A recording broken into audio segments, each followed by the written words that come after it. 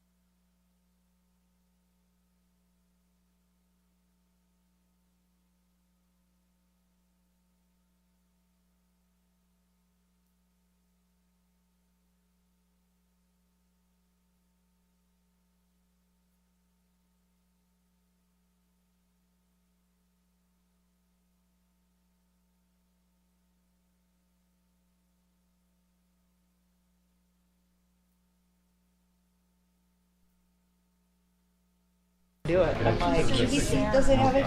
Here's what I do. Yeah, so when I say things I want, I think in terms of my sub and sub days. And when I realize I have to sub 9,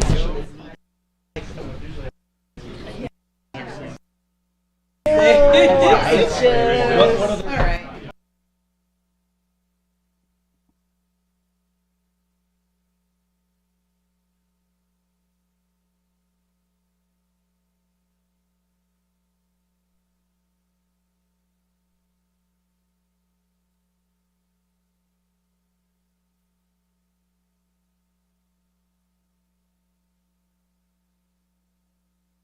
Information-rich study session of the year.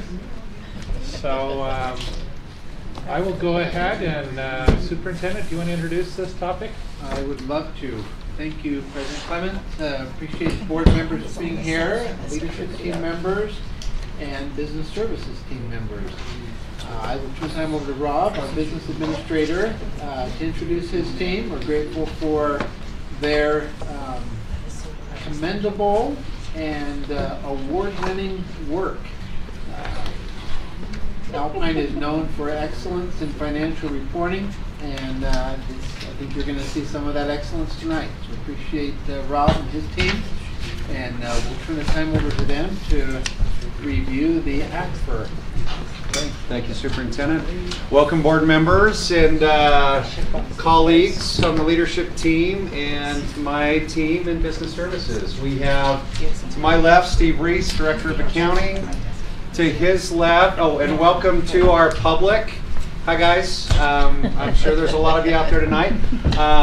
But to Steve's left is Robert Boyer, our Assistant Director of Accounting. On the back row, in the cheap seats, less visible seats. How about that? We've got our Jason Sundberg is our new Director of Budgets. Hi, Kelly. Are you? Okay. And then next to Jason, Sherilyn Frost. And next to Sherilyn is B. Tweedy. Sherilyn and B work with our secondary schools primarily, two of our staff accountants, and just do a great job. And we have two others, Janice Stutz and Julia Warren, that aren't here with us, but they're here in spirit because they do help and work on these docs with us. For the public, on our website, if you go to the Business Services webpage and click on the Annual Comprehensive Financial Report, this is what will come up, and that's what we're reviewing tonight. We also will review the popular Annual Financial Report, or the easier read document, about 35 pages. It has some really good comparison documents in this year's report. And this is really designed for our patrons that want to know a little bit about how their tax money works and what we spend it on. So it takes a very deep, in-depth technical document, about 200 plus pages, and it breaks it down to about a 30-page document with a lot of graphs and charts, and just really more easily read by our patrons. So anyway, kudos to the team, award-winning, and with that introduction, we'll turn it over to Steve and Robert, and they will lead us. Steve will review the ACFR with us, and then Robert will review the PAFR. And I don't know, our auditors will probably be here later. We appreciate our external audit team. Both Kyle and Thomas were at our finance committee. They answered questions from our board members, provided additional feedback, and we appreciate them and what they do to review and suggest and make our process and documents even better. So with that, Steve, we'll turn it over to you for the ACFR, and then Robert for the PAFR. Thanks, Rob. So the ACFR is our audited financial statements, and everything in this book is governed by very strict accounting rules that are applicable to the United States. Whereas the popular statement that Robert gets to go over, we have a lot more freedom to be creative and have lots of graphs. So he's going to go over the more fun document here in just a minute. But if you'd turn to page 1, of the ACFR. That's the transmittal letter. Now, this is just an introduction to the financial statements. If you flip over to page number 2, there's some interesting information. This is something I'd encourage you to read. I know 200 pages is a big read, but we're going to go through a couple of the most important highlights that would be good reading. So just a couple things we want to point out. The district was honored to appear in Forbes magazine's 4th annual ranking of best employers by state. This past year we were ranked number 13th out of a list of Utah's 40 best employers. And then also another interesting tidbit was, according to American School and University magazine, as of last year, we were the 38th largest district in the nation. And so we moved up a few spots from last year.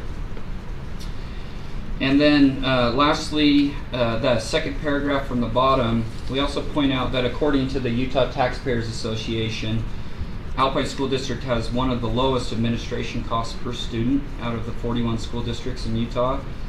And on top of that, we spend about a third less than the average charter school does on administration per student. And what that equates to is about 70.7% of every dollar we spend in our general fund goes straight to the classroom. And as Robert's going to go over in the PAFR, he has some comparisons to other districts. You'll see that we rank really well among our peers. Now, if you flip to page 19, this is the one section our auditors own in this document that they prepare, and that's our external audit report. And this report not only covers these financial statements, but they also do testing of our internal controls. They also do an audit of all the federal money we receive, and then they also perform audits according to the Utah State Auditor's Audit Compliance Guide. So it's not just one audit we go through, but several that our independent CPA firm provides for us. And this year we're happy to report that once again we have a clean audit report from Squire, and that's right there at the top under the first section that's titled Opinions. So if you're curious what our auditors have said, I'd point you to that section. Next, flip to page 23. This section's called the Management's Discussion and Analysis. And in this section, we take a few pages to break down everything that is in our financial statements and give kind of our opinion and our analysis of what those financial statements say. And on that first page, there's a section called Financial Highlights, where we've pointed out some notable accomplishments or notable items that are worth your attention. The third bullet point it says property tax revenues increased 11.3% in 2022 to $293 million. And that really is the result of new growth in taxable value among commercial and residential development.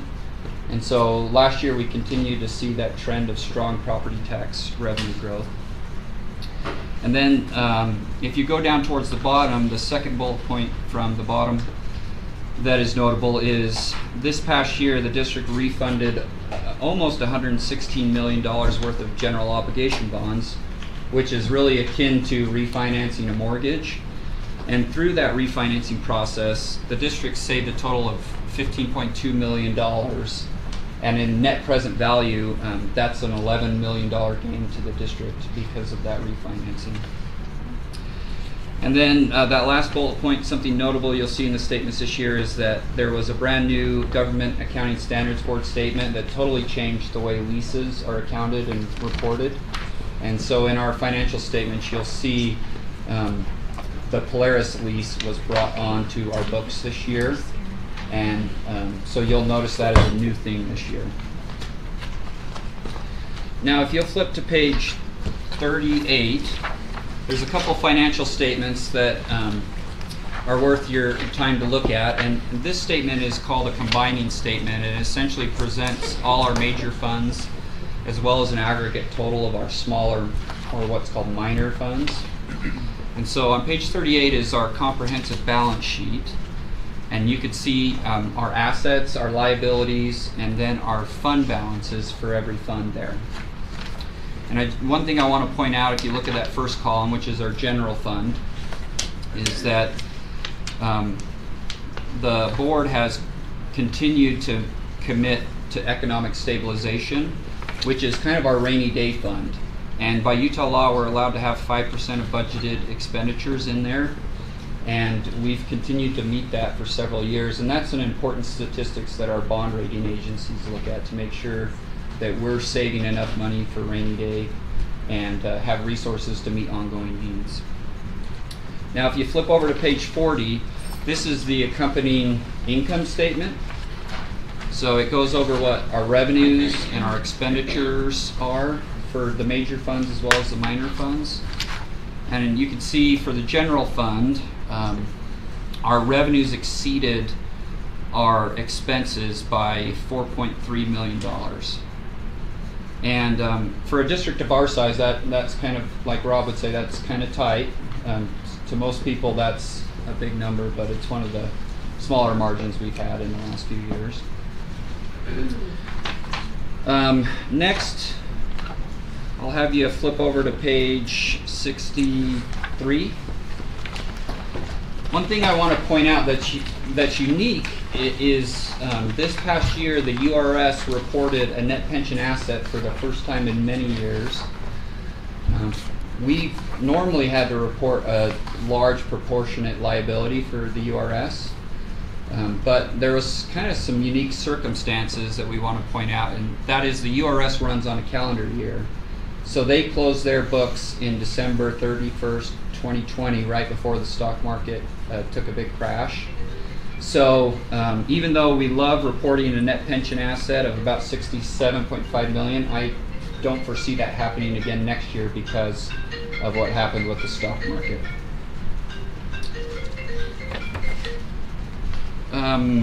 Next, I'll have you flip over to page 72.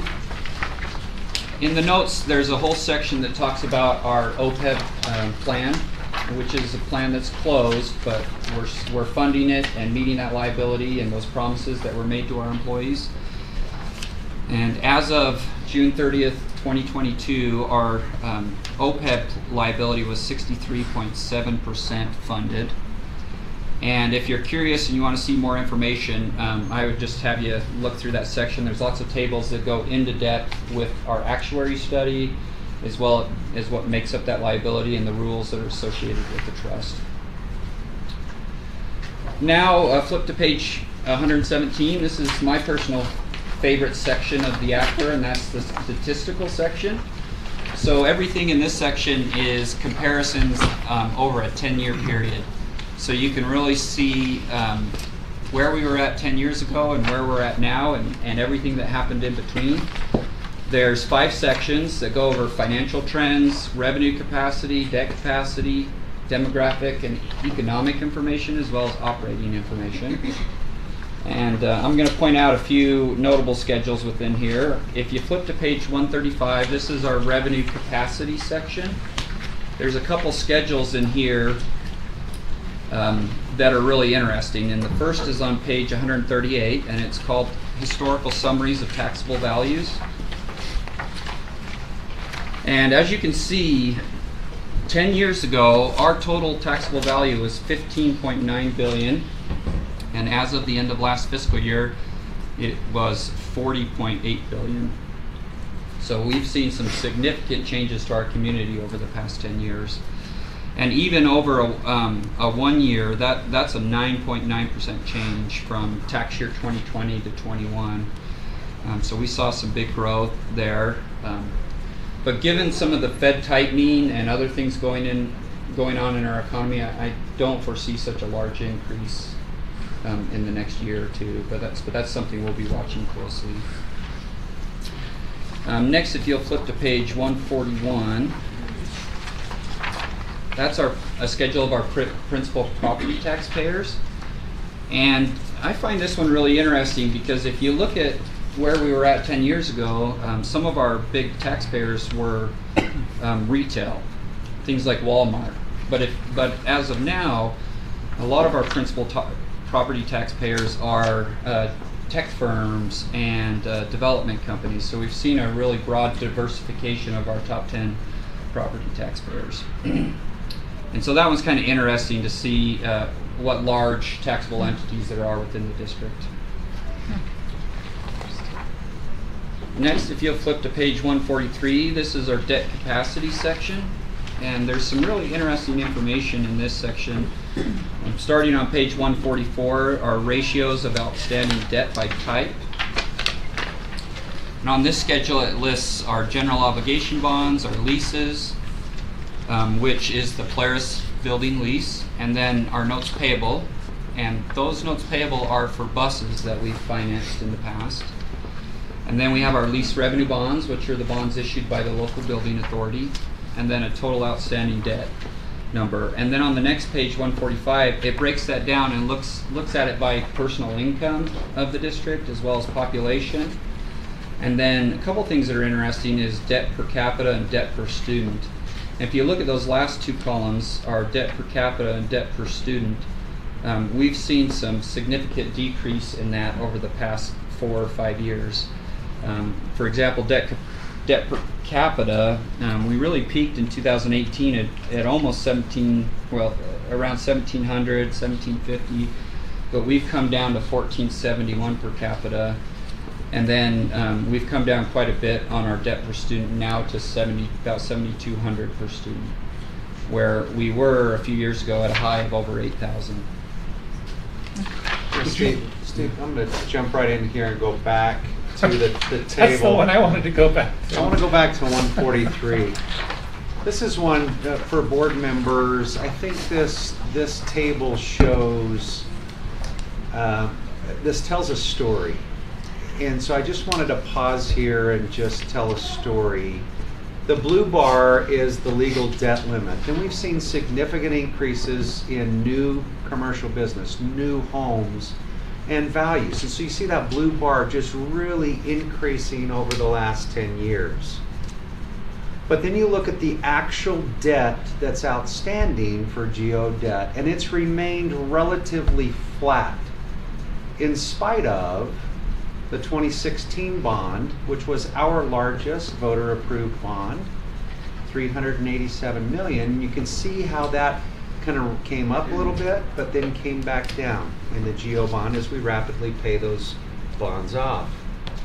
Looking at that as a trend line, you're relatively keeping your debt the same over time, but yet your ability to incur debt is significantly greater. That to me tells a story of fiscal conservatism when you look at your stewardship to meet needs, to rebuild aging facilities, to build new facilities, and try to be responsible to the taxpayer. This tells a story to me as your CFO. So I wanted to pause. Steve's shared with you a lot of the other schedules and the numbers and the detail. I love this chart because it tells that story, that we do take this seriously, and we have been responsible when you look at that debt burden, regardless of our ability to incur more debt. So just wanted to pause and share that. Is that kind of what, Mark, you wanted to talk about? Yeah, I was mostly wanting to look at that space. And so if it were through bonding or LBAs or either of those, that would raise our current general obligation debt, and as long as we stayed below that limit, we would be able to legally issue more debt. Question. Can you compare for us LBA, the cost of an LBA versus the cost of bonding? Is that something you can easily capture? So issuing bonds through the building authority of the board, we issue lease revenue bonds. Lease revenue bonds have an underlying rating of one notch below your general obligation bond. So our general obligation bond rating is AAA through both Moody's and Fitch. And because of that underlying rating, you get a little bit better interest rate. The difference between AAA and AA1, it varies on any given day in the market. But it will range somewhere from between 15 basis points to 20 basis points. And again, it could be a little wider range with some unique things, but roughly about 15 to 20 basis points. That's the advantage of a general obligation bond versus a lease revenue bond. And the reason why the buyers of those bonds give a little bit lower rating and higher interest cost is because your lease revenue bonds are subject to annual appropriation by the board, versus a general obligation bond bears the full faith and credit of Alpine School District. Whatever it takes, we have said we will pay these bonds up. So there's just a little bit different view from the market, lease revenue bond versus general obligation bond. Okay? So 15 basis points is what percentage? 0.15. So 0.15% better interest rates. Correct, to 0.2% better interest rate.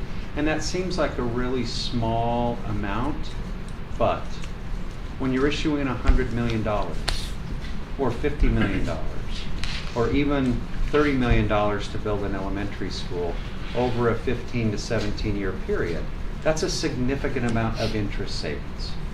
So if you were getting 4% on a general obligation, it would be 4.15 or 4.2. Okay. Yeah. And again, that it depends on the market on any given day. Right. Great questions. Thank you. Thanks, Rob.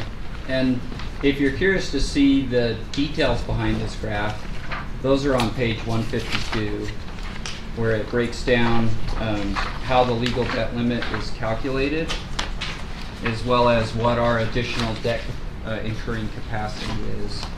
So that graph is all driven by the last line on page 152 and 153 of that 10-year schedule.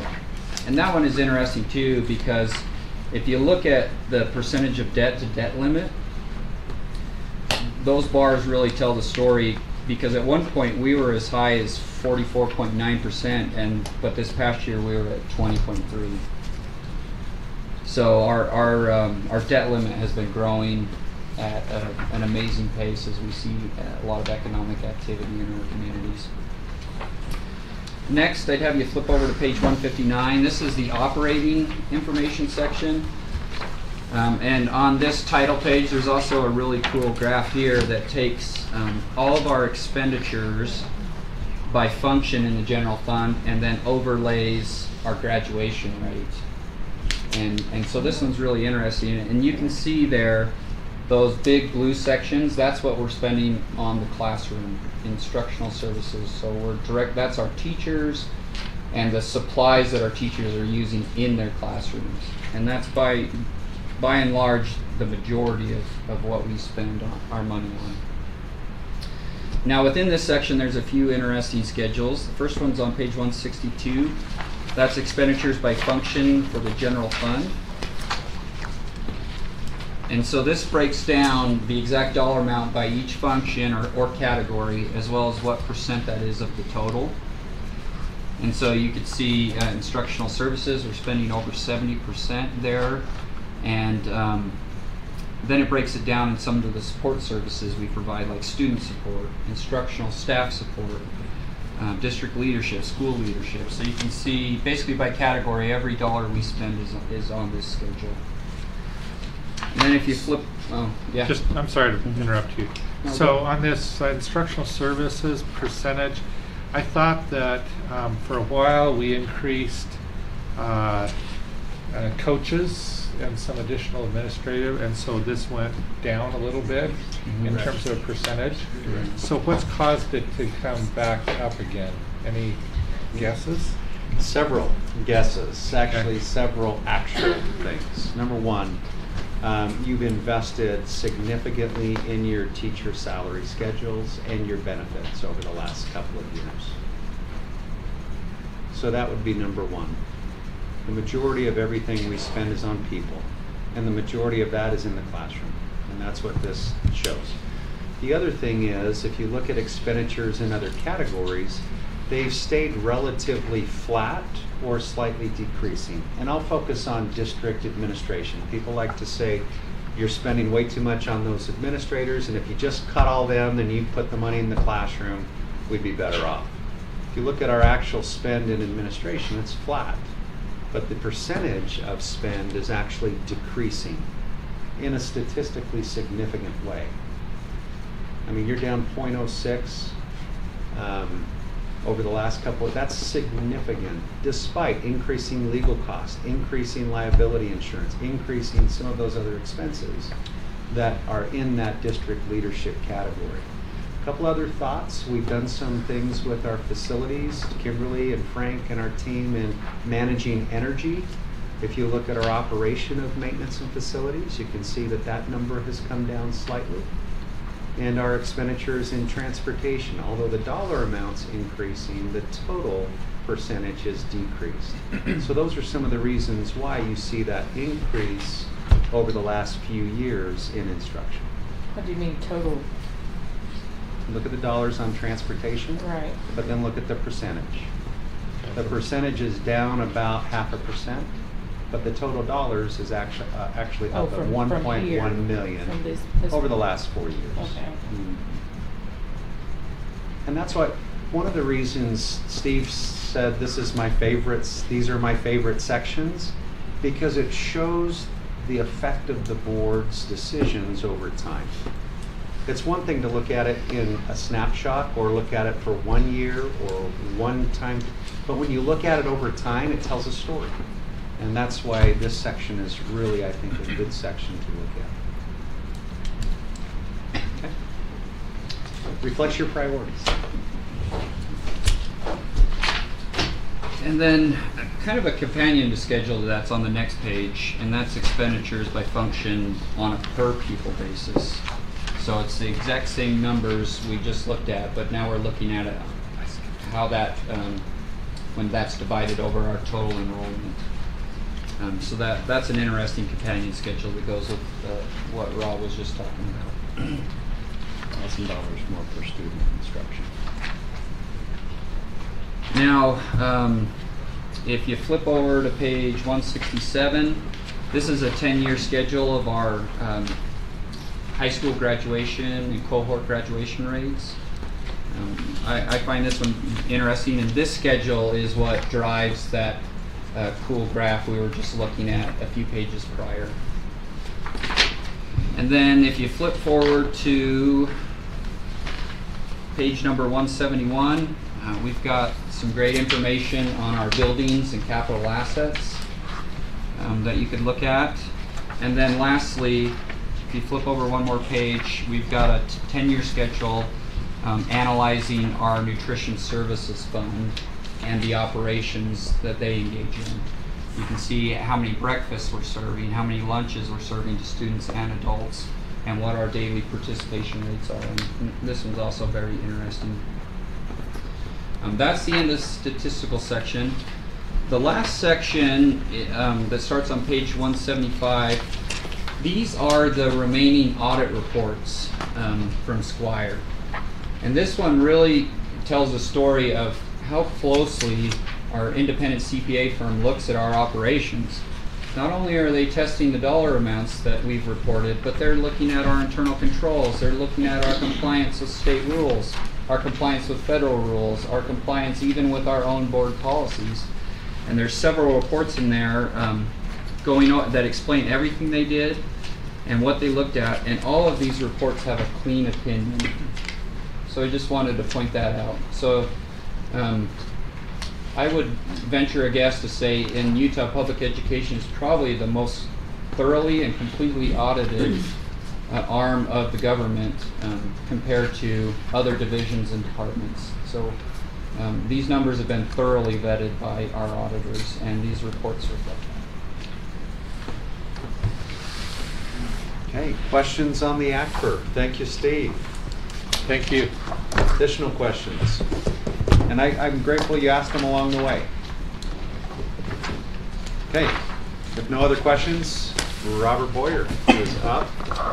And on the website again, that was the ACFR, which is right here. And then the PAPR, did you get the new one updated? There we go. Okay.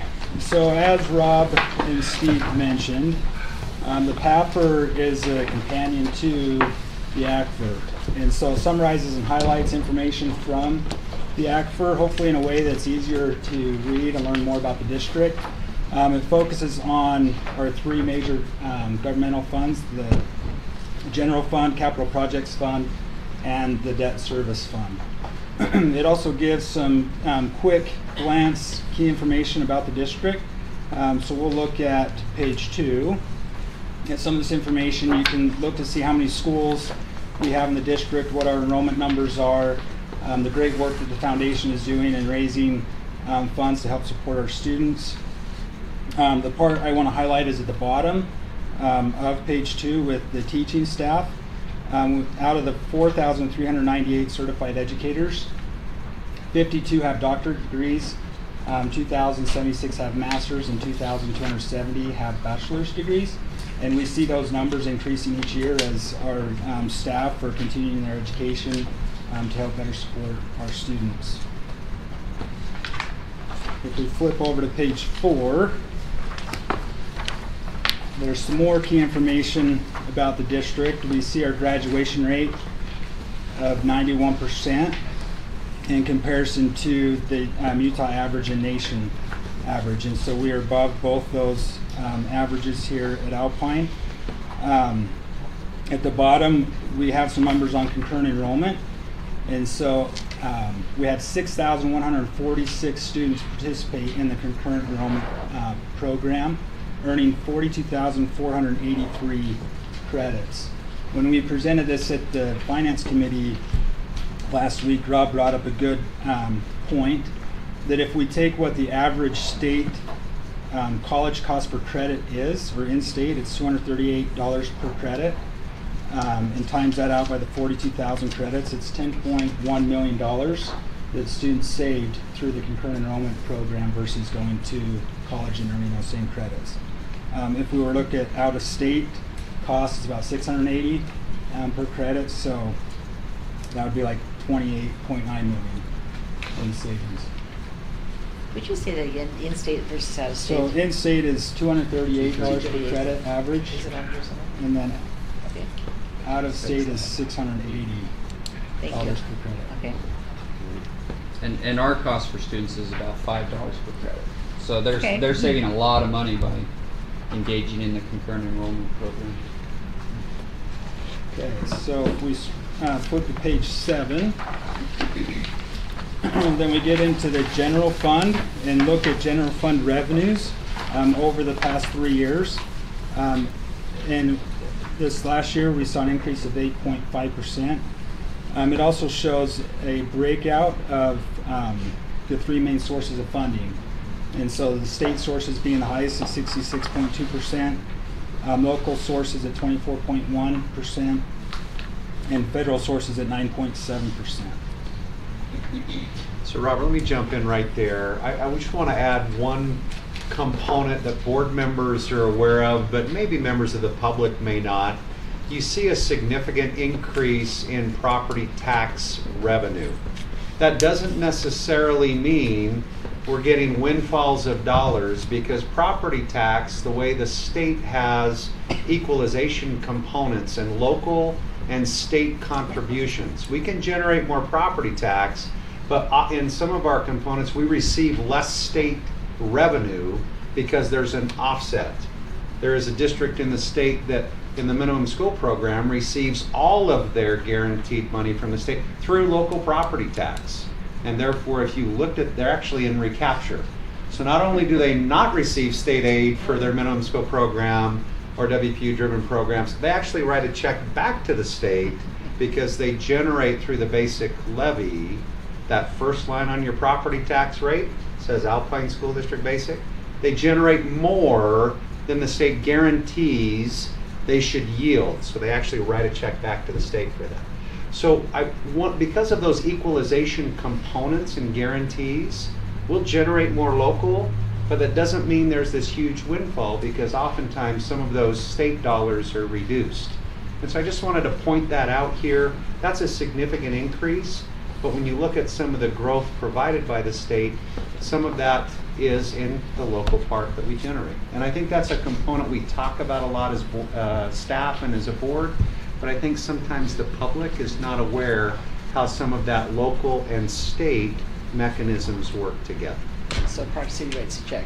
Park City writes it, they're in recapture, yeah. And we are close, right? We are, the interesting thing, because of our significant growth in assessed value in local property, we will not qualify for some of the state guarantees in the next 2 budget cycles. We will be out of state guarantee because we will generate what the state guarantees locally. And so again, I just wanted to point those components. Alpine is changing. We're not like Park City or Wasatch or a couple of the other districts, but we are, our local generation is increasing relative to our state dependence. Okay? Can I ask a quick question? Yeah. Federal sources have gone up significantly in the last couple of years. How much of that is related to the free meals that they did? It's a significant piece. The other is your ESSER and ARP funds. And Okay. so a lot of those are one time. We'll go down. The cliff comes next year. And so you'll see a significant correction. We've talked about that a little bit in finance. I'm a little worried about that because we've done some great things with those dollars for students. And how do we sustain some of those creative, organic opportunities that teachers and principals have come up with? That's going to be a challenge for us as that federal money is spent. You said ESSER and ARP. ARP. Yeah, What's the, ARP? the American Rescue Plan. Okay. There's lots of EPP and all that. there's Gears, lots of acronyms. ESSER. Gears, ESSER, yeah, ESSER 1, ESSER 2, ESSer 3, ARP. And we can make a little rhyme or something like that, couldn't we? With something? We sure could. Anyway. Our normal benchmark there before all of that COVID money was around 4 to 5%. So it did increase significantly because of that. Okay, if we flip over to page 9, this section talks about property taxes and the truth in taxation process. Also provides the reader with the tax rates over the past 5-year period. Okay, if we flip to page 11, then we get into general fund expenditures by function. And this information shows by the amount, how much we're paying, and then also percentage on page 12. And out of the general fund, 88.7% is directly related to students and schools, which is made up of student transportation, school leadership, instructional staff support, student support, and instruction. If we flip to page 13, this section, just want to highlight at the bottom the graph that compares the district spending per pupil to the nationwide average and 4 other regions of the United States. Again, as we presented this in the finance committee meeting, we made note that looking at the difference between the nationwide average and Alpine district, that's about a $6,000 difference, or if we were to receive that funding, it would be about $522 million. If we were to look at the Western United States, the difference is about $4,784, or $402 million. How do we compare to the state? So we're kind of right in line with the state average there. And we used to be below because charters get the state average, right? Mm-hmm. Yeah. So we're still just a little bit below, but we're closer to the state average than we have been in the past. And that's because of new growth in property tax. Even though the rates adjusted lower, if you get new buildings, you get more revenue. Yeah, because you get that infusion growth. Wow. Okay, if we flip to page 15. Robert, before you do that, I really would love to have that problem of being at the national average or of the Western United States. have a At few 400 to ideas. 500, I think I said that in the finance committee meeting. That would be a wonderfully challenging, awesome problem to have. And again, we have conservative policymakers, you're conservative. We try to balance that burden on taxpayers, but yet a high quality education for kids. This is the struggle and the wrestle that we have every year. And again, I just wanted to point that out, that it would be a nice problem to face. And some of those things, if we spend it on the same percentages that you see just above those charts, about 90 cents of every dollar would go to people. Well, that would lower class size. That would provide supports. That would do some of the things that we would all love to do and see. But we do the best we can with what we have. So, sorry for that editorial. That's kind of my job here on this. That's an editorial. Very Thank good. you, Robert. Sorry to interrupt. Oh, very good. Okay, page 15 goes over our capital projects fund.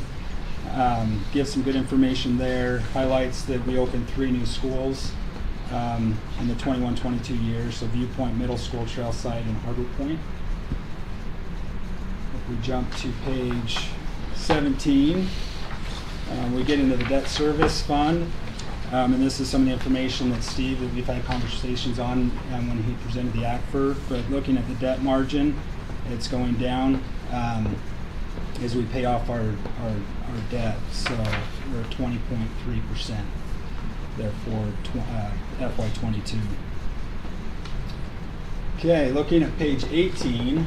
So this is new information that we added to the PAFR since the Finance Committee meeting last week. Some good information that as we met with Squire and they did a presentation, we took some of that information and added it to the PAFR. So this section is using FY21 data, which is the most current information we can get from these districts.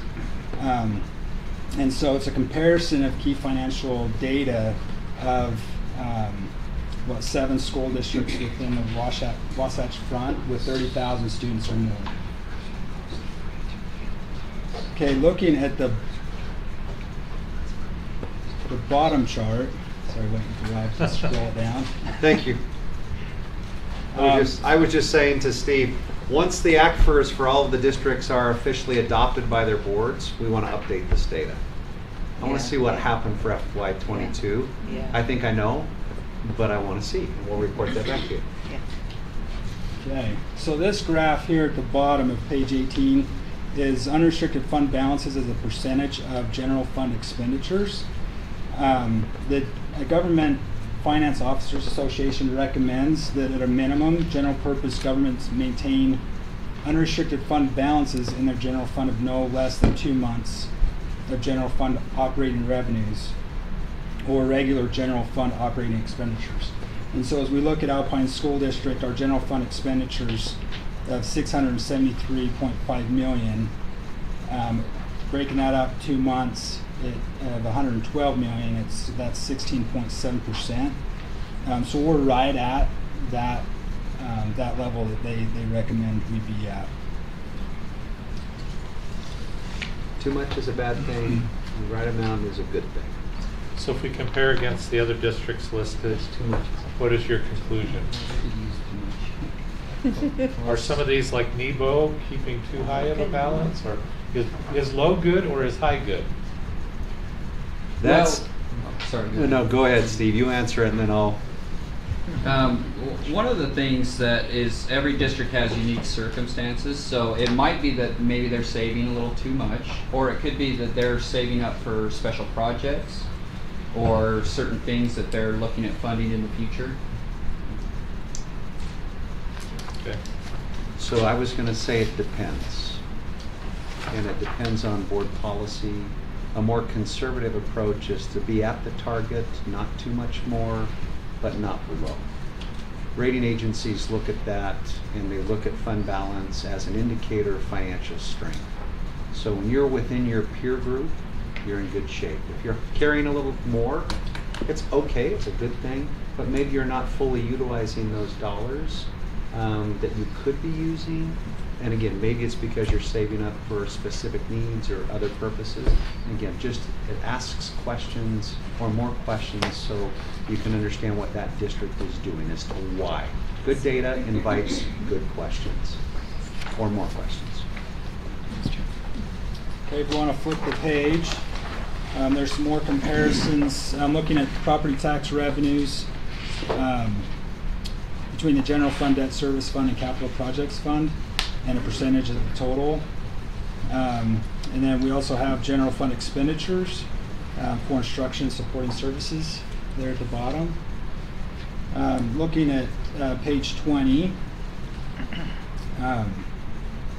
the bottom graph I think is a good graph to look at. It displays the per student spending in the general fund for administration, overhead, and total general fund expenditures per student. It also shows our instruction expense as a percentage of total general fund expenditures, and so how much of our general fund are we spending on instruction. And so as we look at that, Alpine at 70%, Weber is just slightly above that at 71%, but we're well above the average of 66% of that going to instruction. Looking at the cost of admin, and we already discussed this a little bit as we were looking at the ACFR, but our admin cost and overhead costs are below the average, and then second lowest between these districts. And then our total general fund per student costs is lower than the average and the lowest between these comparable school districts. Any questions on that? So I had a question for those on the budget committee. I assume you had some, were thinking of something when you asked for this additional data. Anything stand out to you as you look at it? I don't want to put you on the spot, but. I just remember they came in separate graphs, and I thought it was a good thing to include it because if you just see Alpine, you have no comparison. Right. And so when you look across other districts in the state, and you start to compare comparables, then you see, okay, how are we in relation to our peers, which I think is helpful data. Because if a patron sees this and doesn't know, well, what do districts typically spend? What is the typical ratio? He gives a reference point. And as was mentioned, districts vary in terms of needs and expenses, but it gives you a sense of how Alpine compares to others. That's why I thought it was helpful to include. I think one of the things that can sometimes be frustrating is when you look at things on a national level. It's kind of my reflection on attending NSBA. Like I walk into these classes and I'm like, if I had that budget, of course I could do all of those things. But like when you're almost dead last in a per pupil spending, it's really hard to go to a conference and feel like you're going to get anything valuable out of it, especially when it comes to budgets. And I think one of the things that's super helpful about this is it does feel more apples to apples because we are faced with a lot of the same dynamics, whether it's demographics, it's the equalization piece, it's the funding per pupil. I think this helps us to kind of have a clearer picture rather than comparing ourselves, like you said, nationwide or Western states. We would love to have that budget per pupil. I think this helps us look at areas where do we need to make changes, do we need to, like how are we doing compared to our peers, and I feel like this is a more accurate depiction of how we're doing than looking at things like either region or even nationwide. So I feel like this is a truer picture of where we are. The other thing that we mentioned is that it would be nice to have these to distribute to our mayors, to city officials, just so they understand that just what a great effort we are making. And in addition, we had a report on class size, which was very, very positive, that we are making an impact, and I guess it remains to be seen if we'll be able to continue to do that, but we're doing great things with our scarce funds. I think one of the other things that stood out to me, particularly in the PAPR, was how our operational costs have changed. Obviously, we've talked about inflation and things like that. I'm starting to feel like like an old person, like, oh, back in my day, it only cost, $700,000 to operate an elementary school. Now it's up to $1 million. But I mean, just seeing those, I don't think people really understand. Like when we say it costs $3.6 million annually to keep the doors open of a high school, that's really just the core people in the school and the utilities. And when you get a greater understanding, it's not just the cost of building a building, but the cost of actually maintaining that building, of the utility costs associated with it, the core people we need to run every school. It paints a clearer picture. Because I think it's easy to look at a $1 billion budget and think, well, there's waste. And the reality is there are a lot of ways in which, whether it is bus leases or turfing the fields to save on water and maintenance and kind of things that we're making that may seem wasteful if you don't understand the backstory to it, that these are actually decisions that will save us money long term. And I think that just was kind of an interesting thing that I don't think a lot of times the public understands about how much it costs just to keep the doors open in our schools. So I appreciate that updated information. Other questions?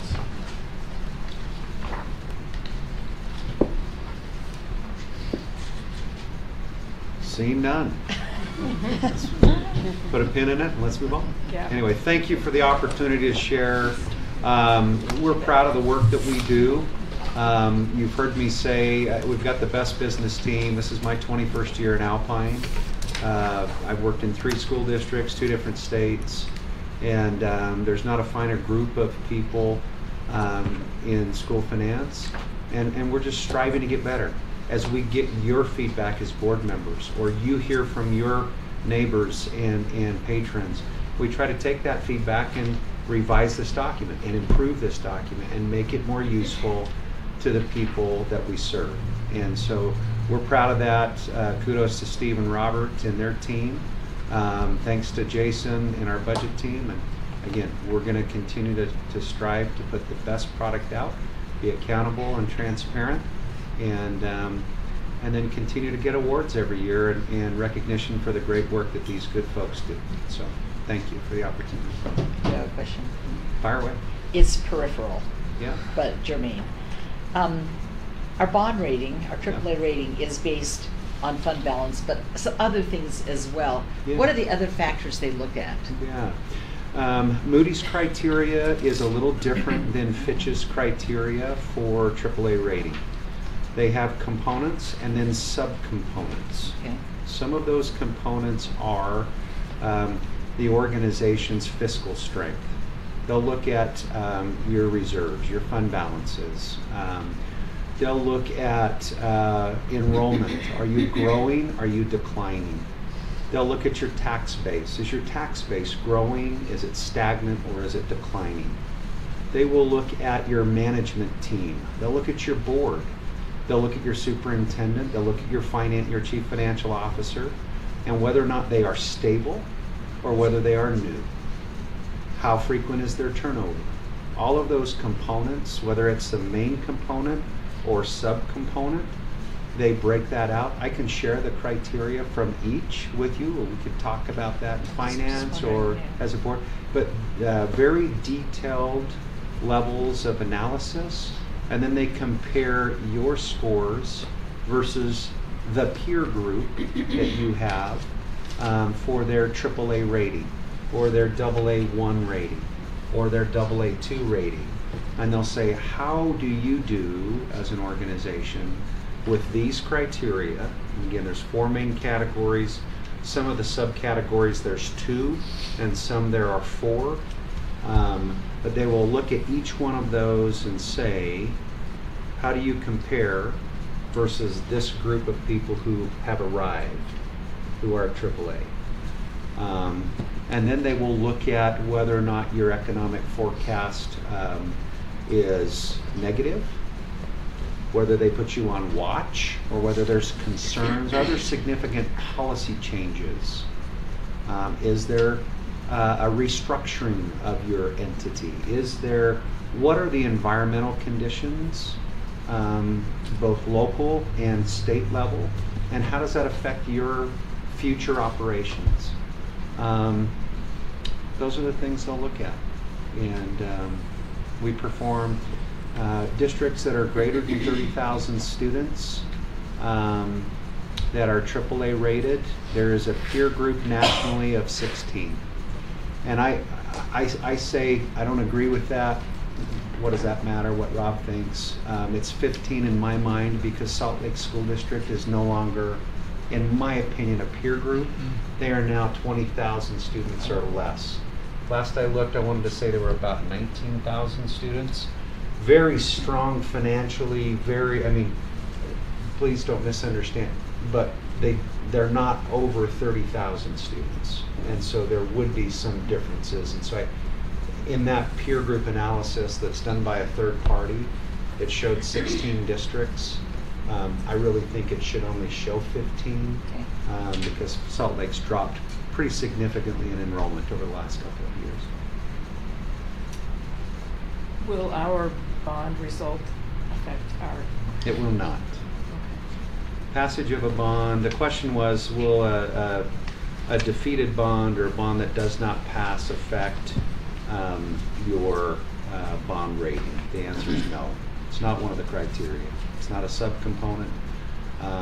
It's easily, I think, in the current environment to say some of the reasons why.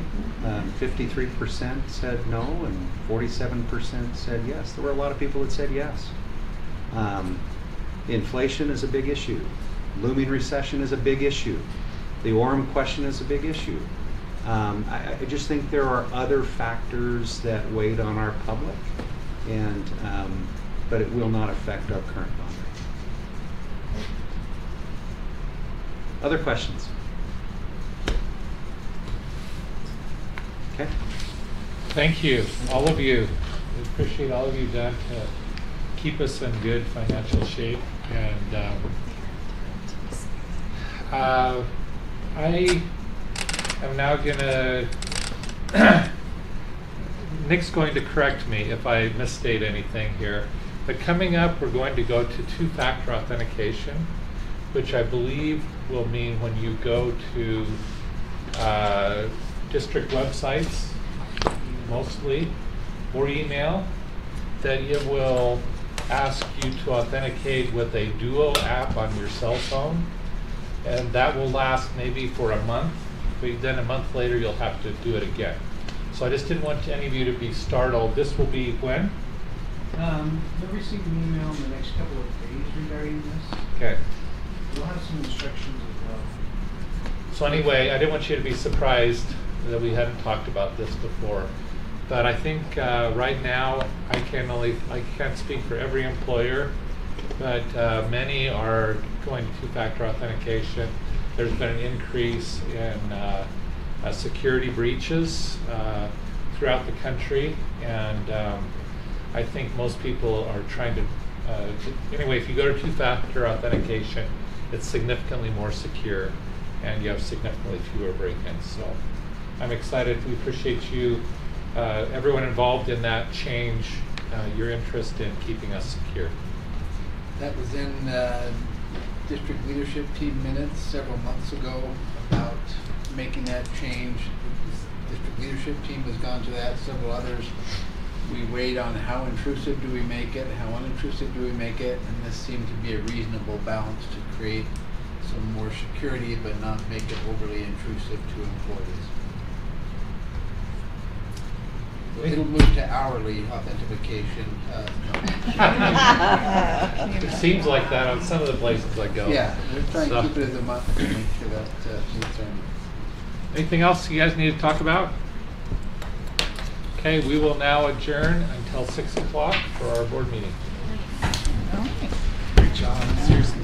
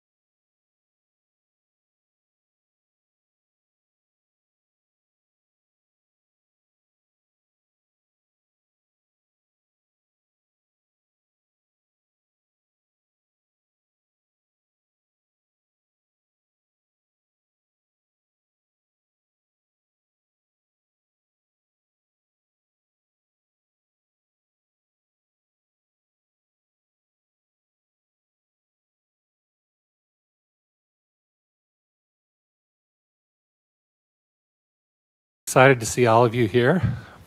We welcome you to the Alpine School District Board of Education's board meeting tonight.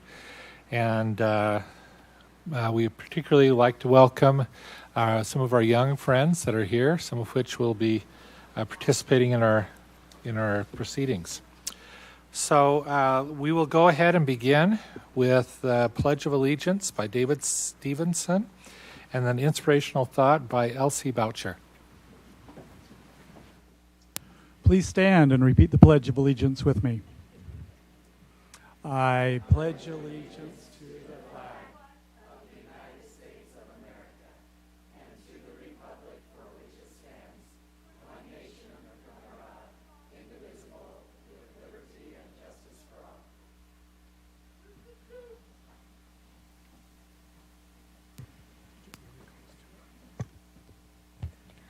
Hi, I'm Elsie Boucher. I'm in 5th grade at Liberty Hills Elementary School, and here's a bit of inspiration.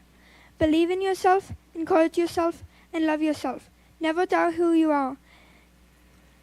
Celebrate your successes, find some humor in your failures.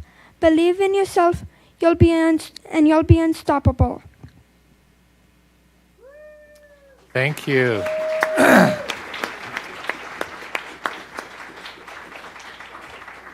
You did an excellent job, Elsie. Thank you for sharing that with us.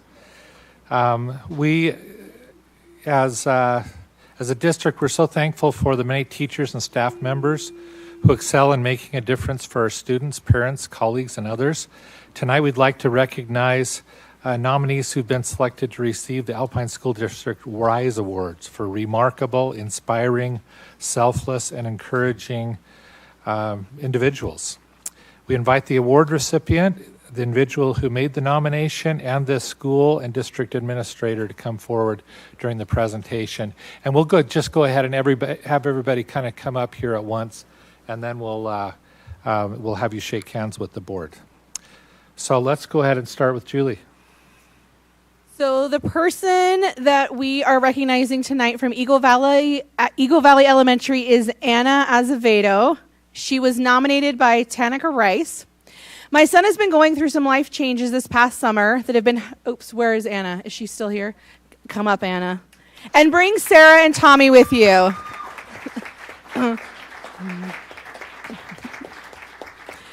My son has been going through some life changes this past summer that have been hard to navigate. When I spoke with Mrs. Azevedo about them, she couldn't have been more supportive, inclusive, loving, kind, and every single good adjective. I had been so incredibly stressed about how my son would handle his new life changes in the new school year, and Mrs. Azevedo let me know that she was very loudly on his side and with love in her heart. I wish all teachers were like her. I'd put this woman on a billboard if I could.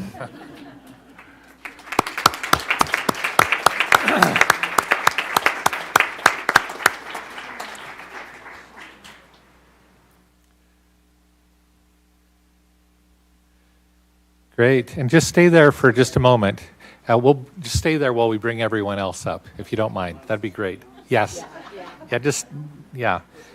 Next, we'll have Jonathan Hulse from Pleasant Grove High, nominated by Jed Anderson. If you want to come up, and come on up.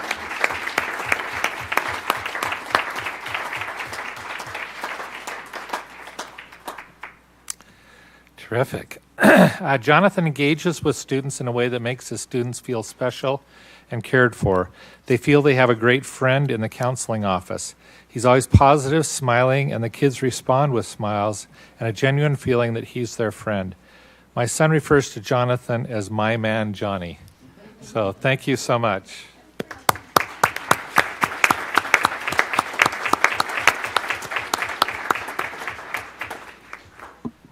Okay, we're looking for Diane Lewis. Am I on? Oh, there we go. I got to slide up. Come on up, Matt. Come on up.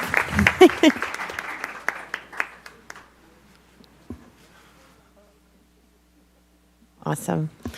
I feel like I'm all... Okay. Diane is from Highland Elementary, nominated by Laura Gelder. My son is new to the school and, as timing would have it, registered the day before school started. With hours' notice, Mrs. Lewis made sure he was on every labeled list and decoration, just like all the other kids. Going to back to school night and seeing this made him feel included right from the start. And to go the extra mile, at first recess, he didn't know anyone and was standing to the side trying to figure out what to do. Mrs. Lewis noticed and introduced him to a group of boys in his grade that he instantly connected with. She's incredible and really cares at an individual level.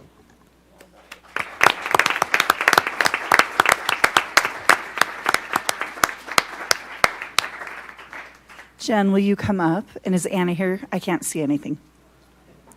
Excellent.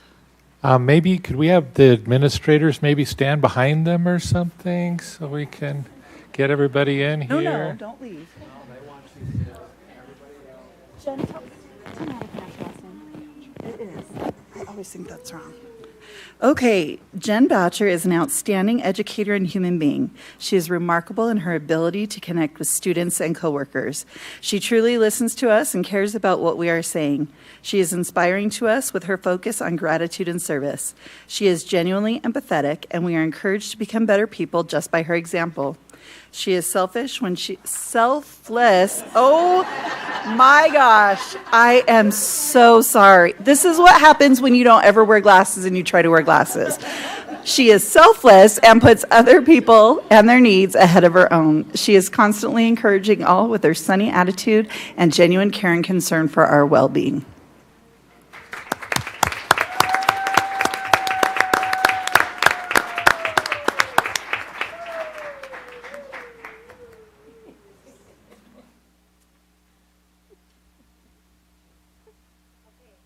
Next up, we have Annie Young from Barrett. And Annie has been nominated by her lovely principal. Annie Young is the most amazing elementary secretary that ever was or will be. This past summer, while our custodian was on maternity leave, Annie voluntarily took it upon herself to make sure that all the summer cleaning was happening how it should be. She trained and retrained those here to help clean to make sure that Barrett was in tip-top shape for the school year. Annie goes above and beyond every day to help Barrett be a great place to be. Any family members of Annie also can stand? How about if we have family members for family everybody? Members of everyone.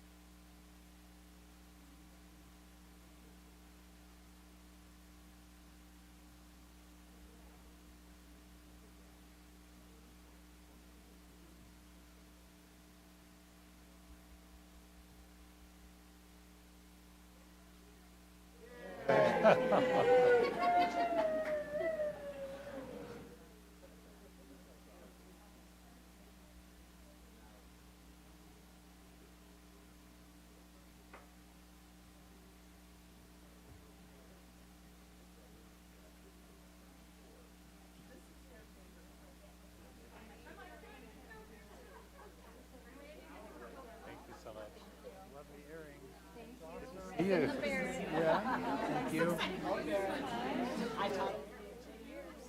Thanks for being with us. Thank you. Thank you so much. Good beach, eh? Thank you. Thank you. Thank you. You got flowers. Thank you. Thank you. Thanks for being here. Good to see you. Good to Need see play you. again. Congratulations. Nice having you. Thank you. Good to see you again. Doing well? Thanks. Appreciate it. I'm doing well. Good to see you. Nice. Good to see you. Thank you. Oh, be careful where you go. Be careful with that. Thank you.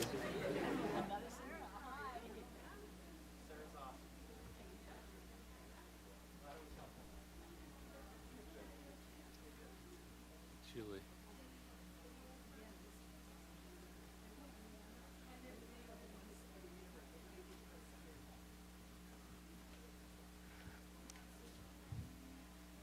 Okay, so we are super excited to recognize some Westlake students tonight. What we're going to do is I'm going to read the little spiel about you guys. Then we're actually going to have the world premiere of your video before we have you guys come up, okay? And I'm sorry that popcorn was not provided. David, please note that needs to happen in the future. Thank you. This October, Westlake High School's Thunder Vision program traveled to New York City to participate in the All-American High School Film Invitational. This competition is regarded as the world's premier on-site student filmmaking competition for high school students. The Claustrophobic Challenge is a team-building, tech-fueled, creative experience like no other, where teams from around the country film and edit an original short film shot in a single room in under 36 hours. During the Teen Indie Awards, the Oscars of high school filmmaking, Westlake students were honored with first place in the Claustrophobic Film Challenge. The awards were an unbelievable experience and confidence booster for these young, aspiring filmmakers. And we're ready for the premiere, David.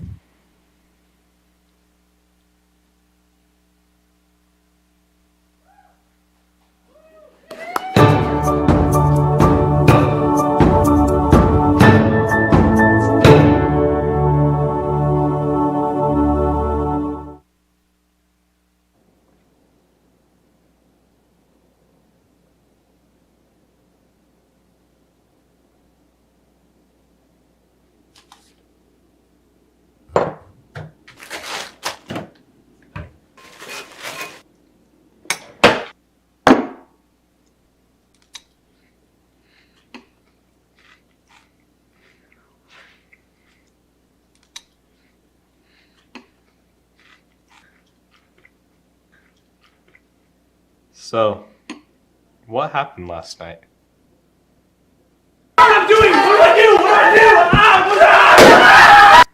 What do you mean? It was great. I just don't remember anything. Really? Not really. Why not? Well, everybody showed up on time and we started setting up.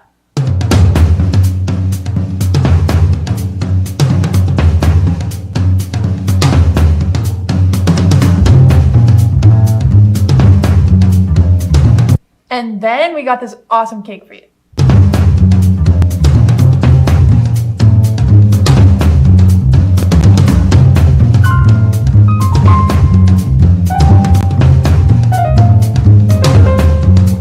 And then we finished setting up and it went great.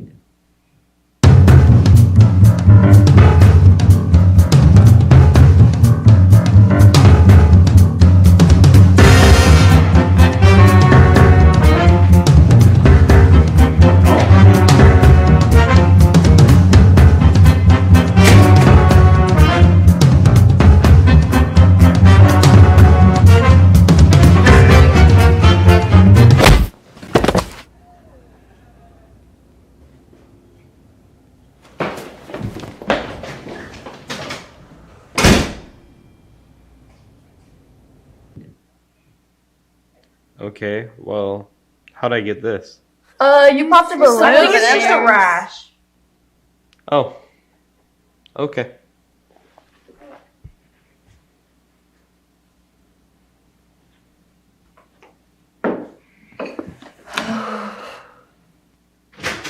Where's Brayden?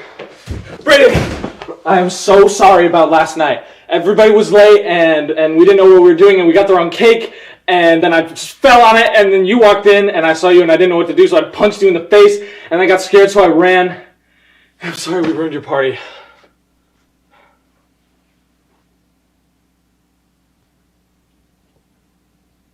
Cool.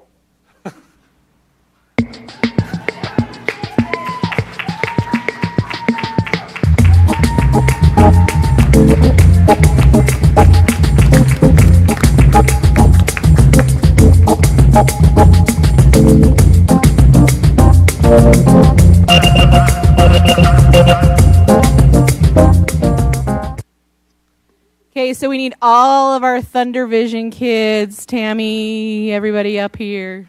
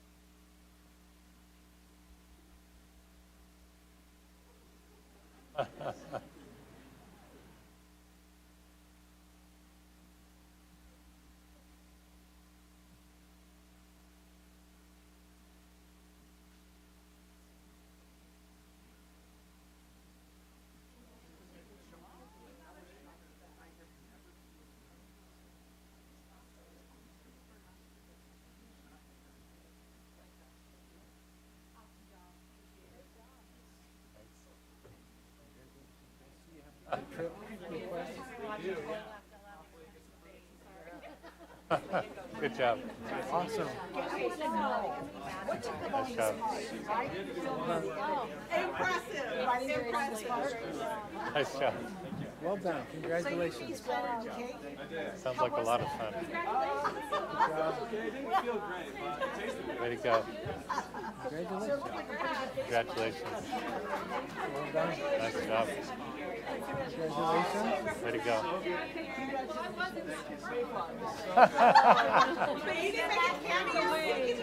Thank you. They kept saying, "You're in the shot. Get out of the way."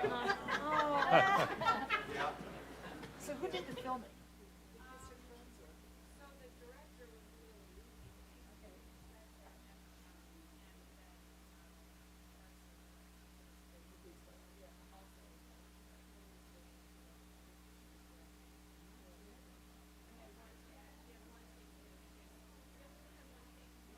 One cake, one cake.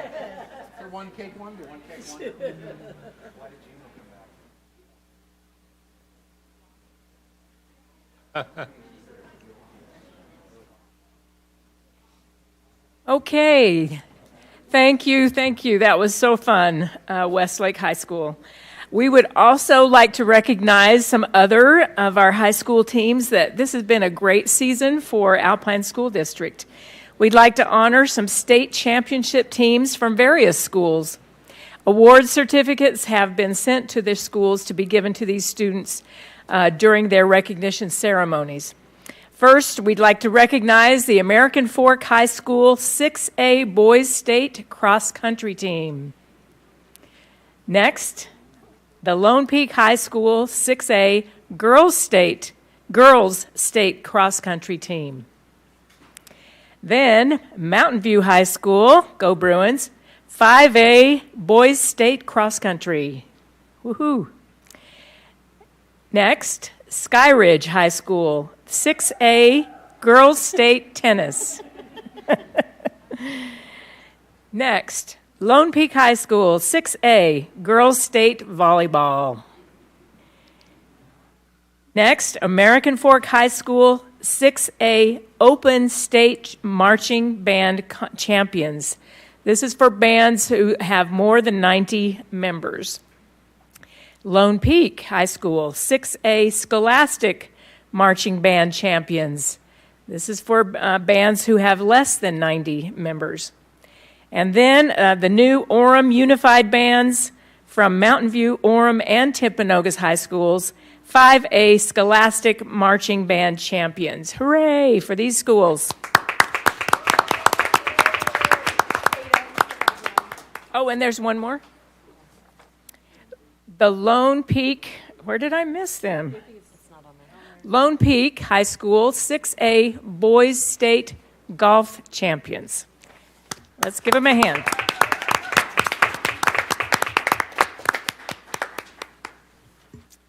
Okay, that's exciting to be able to recognize all these students. In case you haven't guessed, it's perfectly okay if you were here to watch a recognition and want to leave. It's perfectly fine. Looks like we really didn't need to tell them that. Yeah. So, yeah, that's right. So those of the rest of you who are here, we appreciate your diligence in being with us. We're now have allocated time for community comments. We reserve this opportunity for patrons living within the Alpine School District boundary. If you live outside the boundary, you can submit written comments, and we take a look at those. We'll give each person 3 minutes to address the Board of Education. You can also always submit written comments at alpineschools.org/schoolboard. Personnel issues are not appropriate discussion items. If you have a personnel concern, contact a member of the administration or put your concern in writing, and we'd be happy to look at that. So we have 2 people who've signed up to address the board. We'll start with Aaron Anderson and then have Brianna Hu.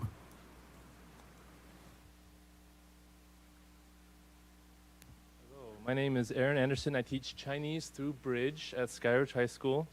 One of the student trips on your agenda to be voted on tonight is a study abroad in Taiwan for high school DLI and world language Chinese students at Skyridge, Lehigh, Lone Peak, and Orem high schools.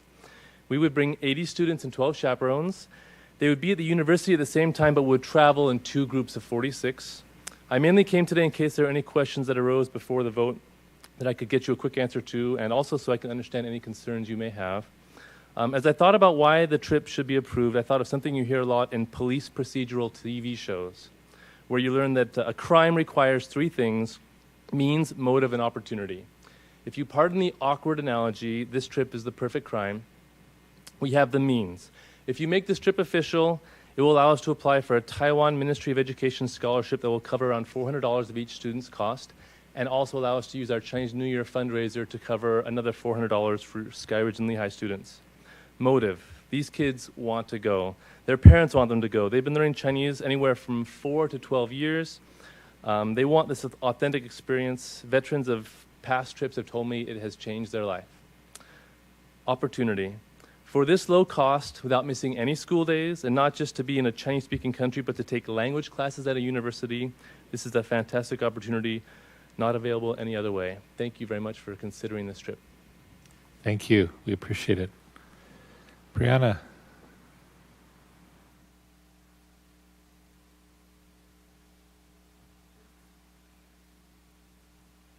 I'm actually going to read my comment today because, believe it or not, I actually do get flustered. So, you all know me. I try not to occupy public comment too often because I know how to get in touch with all of you. But I've always said that public comment is actually more for the public to get a feel for the concerns, not really for board. So most of these are kind of public comments, but I just want to make sure that everybody knows that I'm grateful for the work that our board and our district personnel do. I may not always agree with every decision that you make, but I have absolutely no doubt that you have the best interest of our students at heart. That's never in question. It's evident in your work. It's evident in the way that you communicate. And I also want to recognize that I am very aware of the toll that the personal attacks on you guys have taken. As someone who's dealt with some of those personal attacks, I've been called a groomer. I've been called a danger to students. I've been called a socialist. Oh my gosh. I can attest that those personal attacks take a toll. Not only are those personal attacks counterproductive, they often drown out the positive and the uplifting voices. I just want to say I think we can do a better job as a public in how we communicate things. My purpose in coming tonight isn't to say that the board is perfect or that you get everything right. I've seen that as a parent and as a teacher, but I just want everybody to know that I absolutely believe that everyone that is involved with our children loves kids, and we want to be there. From you to our admin, to our teachers, to our parents, we all want that. And I think sometimes patrons lose that perspective. We're so caught up in our personal opinions, we're so caught up in our own ideas that we lose that focus. And I just want to say that I am grateful for the positive experiences my kids have had. I'm also aware that there are some less than positive experiences, and I hope that we can address those, and I know that the board does that. I just want to say thank you for rising above the noise and doing what's best for our students. And for any in the public who don't feel that way, come get involved. PTA, SCC, we need all of your help. Thank you. Thank you. We appreciate your comments. By the way, we don't usually respond to public comments, but if you have specific items you'd like addressed, we can do that offline. And we may ask you questions when we get to the votes. So thanks for being here with us, both of you. We now will move on in our agenda to the approval of minutes. Do I hear a motion? I move that we approve the minutes. Is there a second? I'll second it. I have a motion from Sarah Hack and a second from Sarah Beeson. Any discussion? Seeing none, all in favor say aye. Aye. Any opposed? The motion passes. Superintendent. Thank you, President Clement. Board members, you have received your claims for the month, and I would request that you accept the claims. I move that we accept the claims as in our board documents. Is there a second? I have a motion from Ada, a second from Stacy, to approve the claims. Any discussion? All in favor say aye. Aye. Aye. Any opposed? The motion passes. You've also received routine business. As Mr. Anderson shared in his public comments on page 98 of your documents is a description of the out-of-country request for that trip. I appreciate him being here and articulating that in public comments. There is also Westlake Thunder Vision has requested another trip as well. And so those were two that I think you ought to pay particular attention to. My recommendation is that you accept the routine business for the month. Let's get started with the motion. I move that we accept the routine business. Motion from Julie. I'll second it. Second from Sarah Beeson. Discussion. Go ahead, Julie. I did want to just respond as someone who has been in Erin's class, and I've had a student participate. I know the trip didn't happen in 2020 as well as 2021. I continue to be highly supportive of this trip. I think the educational experience it provides to our students is absolutely unmatched. And I realize that it's a significant sacrifice for you and other chaperones personally to also take this trip because of the time away that it takes away from your family. And so I just want to extend my gratitude to you that you are willing to do this and that you've expanded the program to involve students from other schools, because the fact that you're willing to expand this program so that more students can participate is just a testament to who you are as a teacher. So thank you, Erin. So the thing I love about this trip is it's a slightly different change of location. And so I think the initiative that Mr. Anderson has shown, trying to find a open place that is easier for our kids to get into and maybe not with all the red tape of some of the other places, is a remarkable thing. So thank you for going above and beyond and finding those grants. I mean, my first question is always, how are we helping with these trips, right? So thank you for all the work that you've done to give them this experience. I'm wondering if it's appropriate to ask Erin a question. Yes. Can I do that? I'm wondering, do you have like insurance or something so that if there is some catastrophic illness or event, you know, you can get your money back for all your reservations and plane tickets and stuff? Come on up, Erin. When the trip was first approved in 2016, it was explained to me we need to go through Morton Insurance and get liability insurance and travel insurance. So, yep. Okay, but does that give you insurance if your flight is canceled Yes. or something? Yes. Travel? Yeah. Oh, travel, yeah, okay. I'm just thinking liability. Okay, thank you. I'm just going to, while you're up here, I didn't want to have you get away so quickly.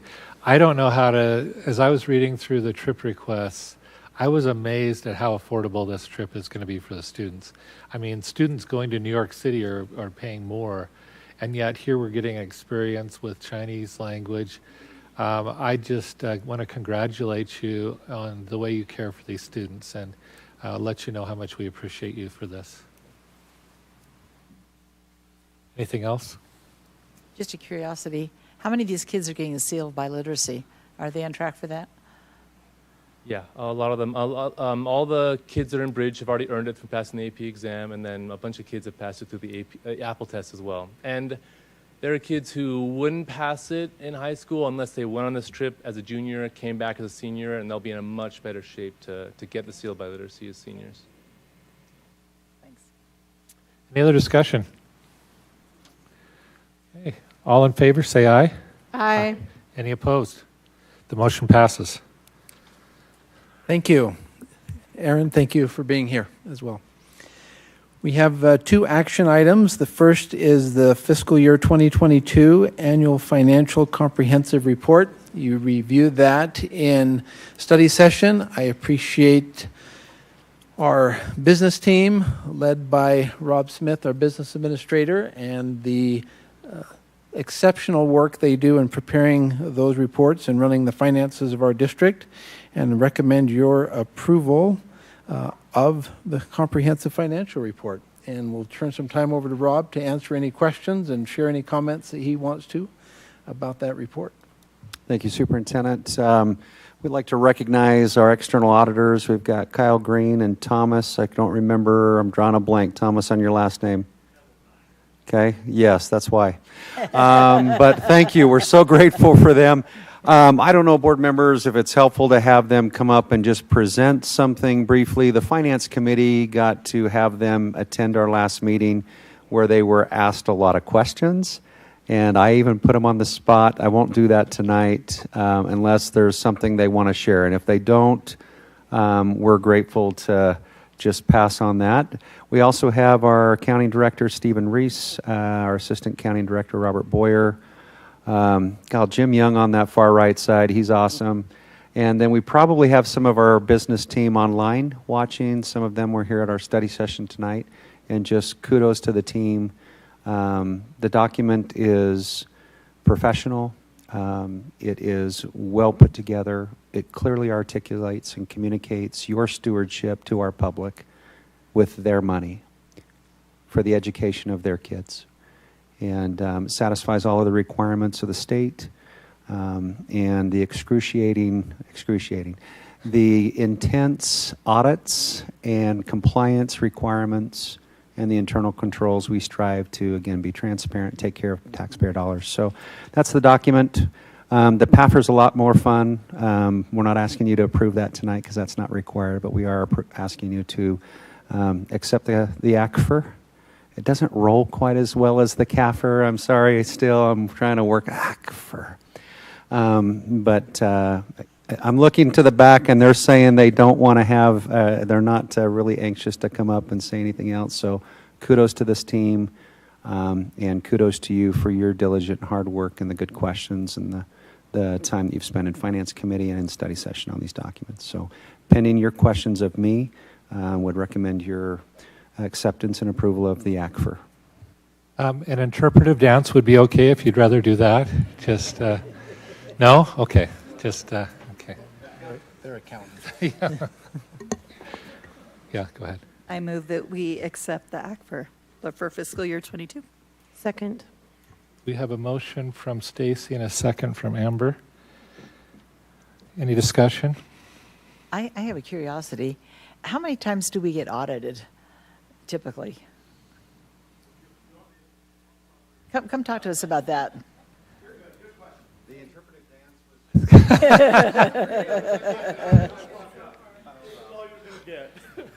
dance I did try, sorry to take your time. My daughter dressed up as my oldest son for Halloween, and he always does the gritty dance, if you know what that is. So we as a family tried to learn that, but no, not going to show that tonight. So for a financial audit, that is done annually. So we will come in annually and review these financial statements and go through our auditing standards and requirements that we have to go through and test. So that's done annually. On top of that, and maybe Rob's the better one now to throw this back on, but you will have various state audits done periodically throughout. Unfortunately, we're usually not able to rely upon some of that. If we did, we could maybe reduce some of our testing, but that's not how the state has set that up and how we're allowed to. So you go through this annually, but you and your business team do periodically have other audits that you have to go through, specific program audits to make sure that funding and the dollars being spent are being spent appropriately. Is that fair enough? Thank you, Kyle. Yeah, that's great. We had this year a legislative auditor general audit. We had a state auditor's office audit. We have an upcoming Title I audit in December. We're so excited about that one. And we have probably 2 or 3 other audits. And then as part of our external audit, I think we looked at 18 schools. Correct. If I remember this year. And so that's something to internally. Yes. We are auditing on a very frequent basis our schools, and then we have the external audits that I mentioned. This year I think there's 6 total, and we'll usually range between 3 and 8 audits per year. Thank you. Awesome. Thank you. Other questions or discussion? Well, in our budget or finance meeting, we talked about the term an unmodified opinion or a clean opinion, and that means that there were no major hiccups, no corrections that had to be made. Although you may want to comment on that, Kyle. No, it doesn't mean no adjustments were made, just as a clarification, but that the adjustments that were made it to where these financials are clean now, right? Does that make sense? So as the audit goes on, there are sometimes adjustments that are made, or we make sure that everything's up to the right standard. But then unmodified now means that the financials as they present are clean. Sorry, maybe that's just a play on words, but just want to make sure that means that we're clear there. Yep. The comment was made that during the process, often best practices come forward, and so the whole process is improved year after year.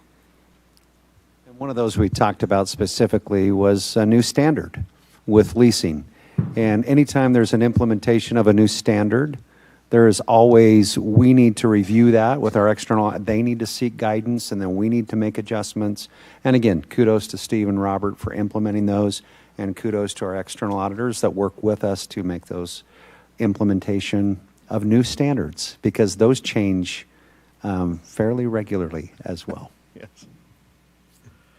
Thank you, and I just wanted to comment. I really appreciate, it's one thing to be transparent and provide numbers somewhere that somebody could find if they were an accountant.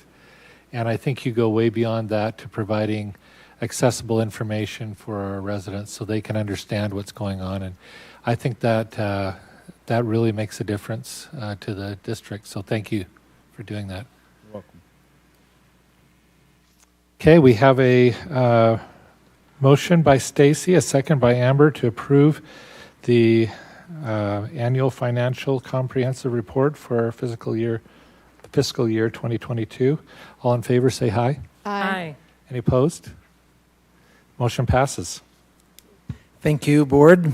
Our next action item is Resolution 2022-027, seeking the authorization that 2 vehicles be declared excess for disposition, and I recommend your approval.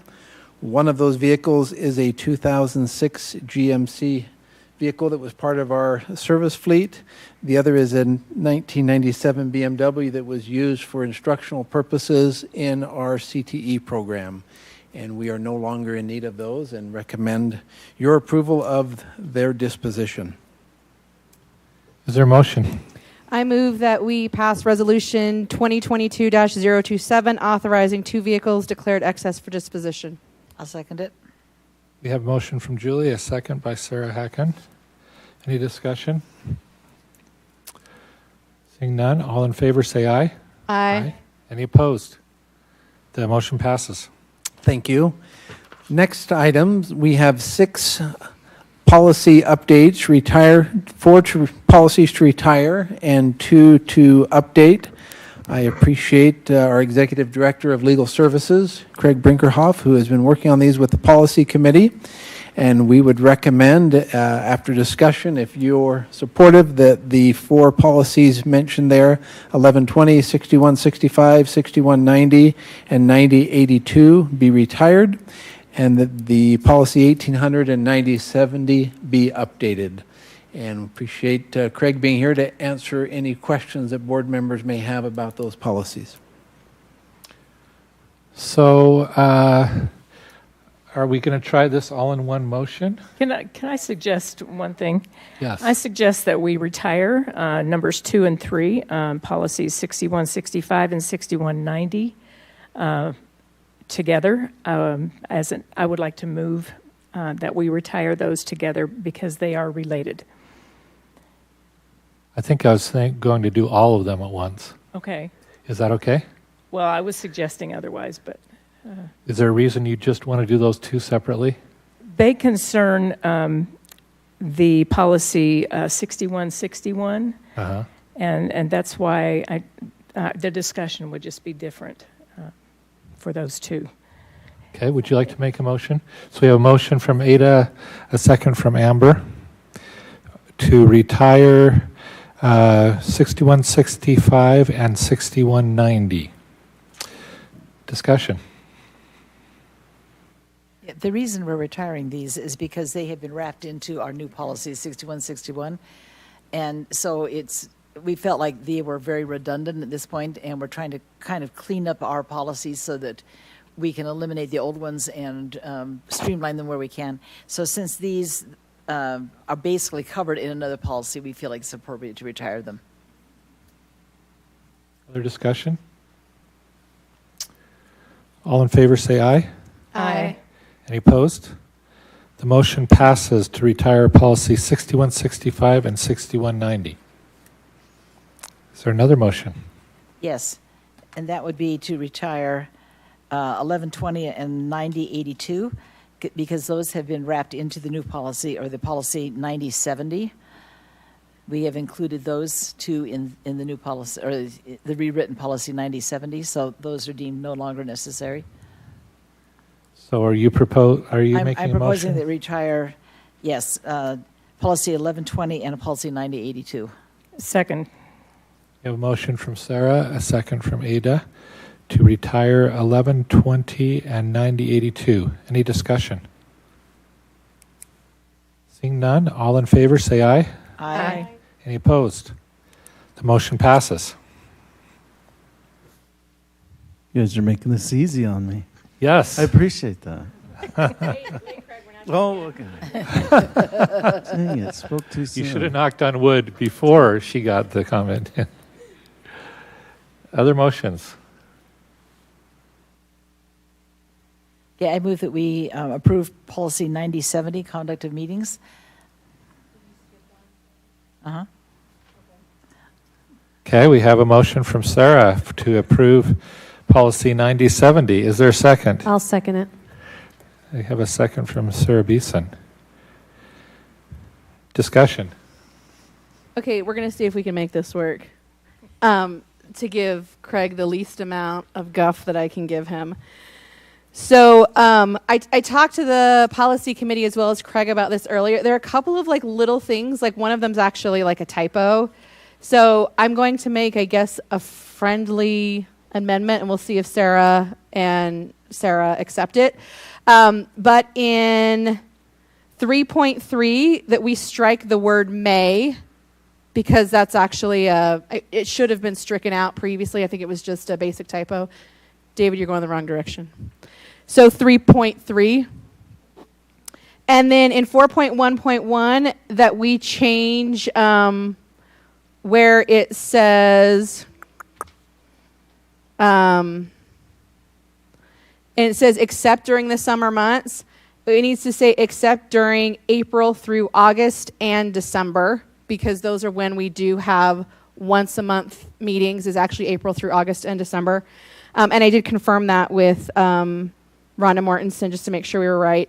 And then also in 4.1.1, to add after it says handouts to the board are acceptable, handouts can be provided to staff who will distribute them to the board. So that is my friendly amendment. Let's see. I guess first we need to know if you're going to accept this friendly amendment. Yes, because actually these are more procedural things. They don't really apply to the statement of policy, so I don't see any difficulty at all with accepting it and then going ahead in committee and making those modifications. So I believe that both Sarahs have accepted those friendly amendments. And I appreciate, Julie, that you're calling and communicating this to us. So we're this is a friendly amendment. Any other discussion? All in favor, say aye. Aye. Aye. Any opposed? Okay, the motion passes. We're down to one. I know. I'm going to sit down. I'll introduce this one. How's that? Okay. So this was brought to our attention by one of our elementary principals and elementary supervisors. Where now we're doing full-day kindergarten. This emergency 2-hour delay needed to be updated because it includes kindergarten. And if there's a 2-hour delay, we don't want to pull in half-day kindergarten but not full-day. So we added in just the word half-day kindergarten, so it only applies to half-day and not to kindergarten, because the full-day kindergarten will follow first like it would if they were in first grade. And so that was the change. While I was at it, I struck out one line and combined it, or took 2 lines and combined them into one. And those were the changes that were done on this. That change is down below, right there. 5.3. Yep. And a little further. Scroll just a little further. Yeah. I move that we accept this updated policy 1800, emergency 2-hour delay, early release, and school closure. I'll second it. A motion from Ada, a second from Sarah Beeson. Any discussion? We just appreciate our supervisors and principals' input on this. Thank you. Okay. We'll go ahead and vote. All in favor say aye. Aye. Any opposed? Motion to approve policy 1800 passes. Thank you. Thank you. That was Yeah. pretty easy, Craig. I was bracing myself and nothing came. Yeah. I No appreciate more it. come at me, bro. I respectfully and humbly appreciate the input and support. Nice. Translated, come at me, bro. You have received your membership report in your board documents. So just call your attention to the decline from October 1 in our elementary, or from projections for elementary, an increase in our junior highs and high school. The net change is 190 students off of where we were projected. That will continue to change as the year goes on.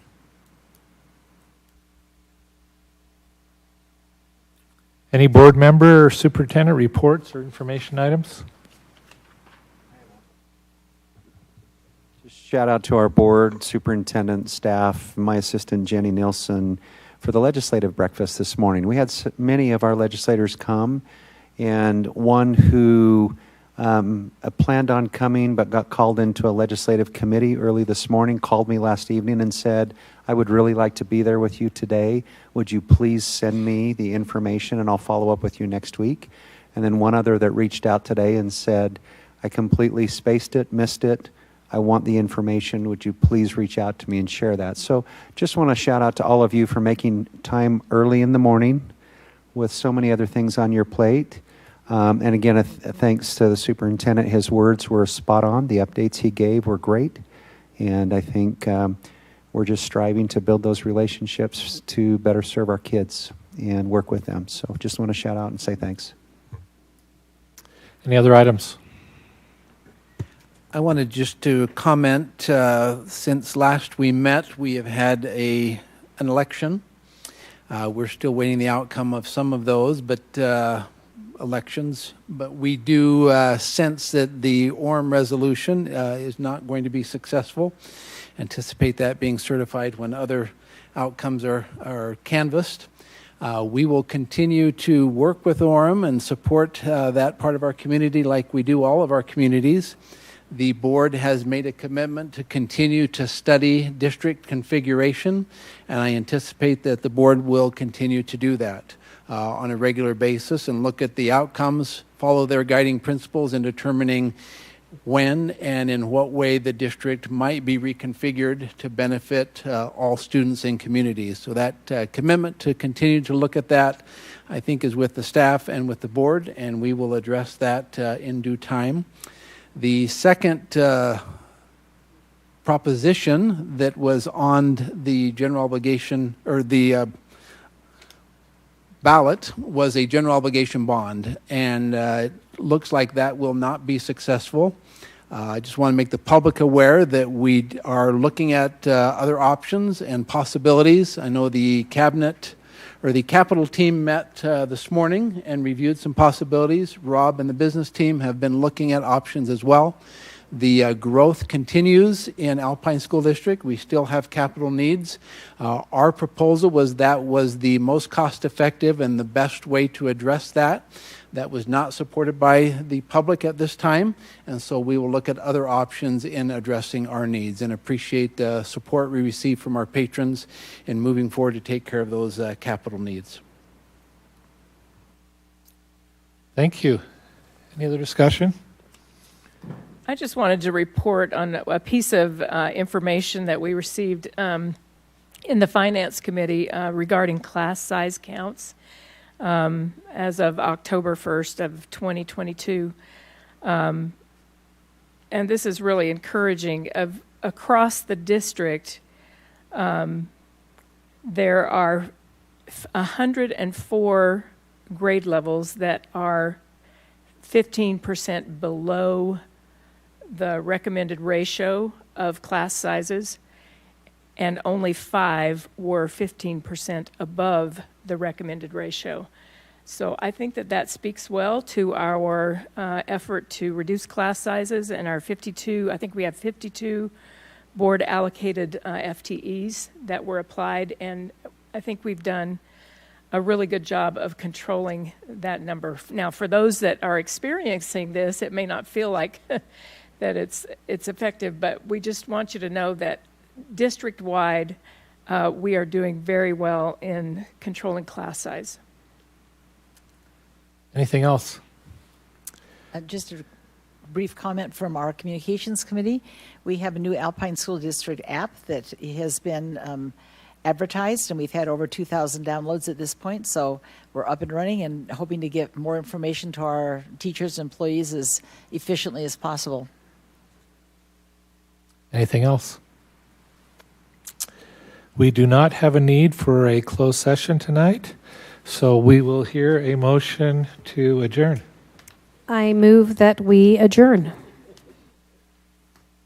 We have a motion from Sarah Beeson.